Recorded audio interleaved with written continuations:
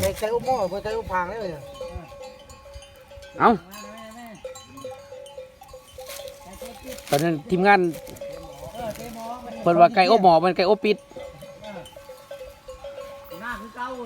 มันสิใหม่บ่หรือมันสิสุก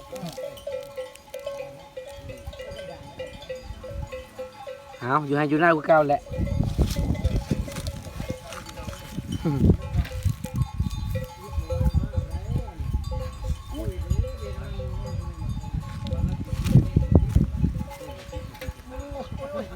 ุ่นเป็นรุ่นว่ะ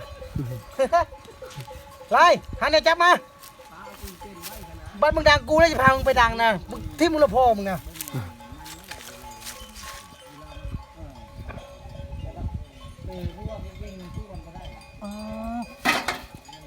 สมบูรณ์เลยขักแล้วมัน เป็นไรโมใหม่บ่โอ้พอดีคักกะลีเห็นบ่น่ะเรื่องล้ำเลยเห็นบ่โอ้คักแล้วไก่เตปิดโมใหม่ไก่เตปิดไก่เตหม้อคักพี่น้องคักไรไปนี่โอ้อันนี้สั่งนั่นเด้อสั่งนั่นเห็นอยู่ไสติดต่อเพิ่นเลยโอ้คักไรพี่น้องคักไรนี่โอ้แน่นี่ครับเข้ามานะคัก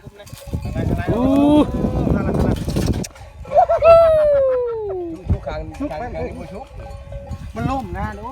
เผาไม้พวกลายได้ใส่เผือกลายพวกมันล่มนึงเอาครั้งนี้บันคักไรมันไม่ได้มันยังเอาครั้งเดียว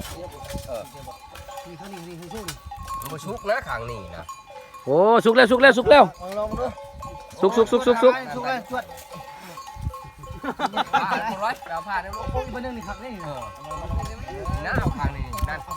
เพราะมันล่มได้ไอ้ล่างมันเป็นน้ำหม้อเจ้าหน้านี่นะมาตึงทำเนี่ยมันดึงกัน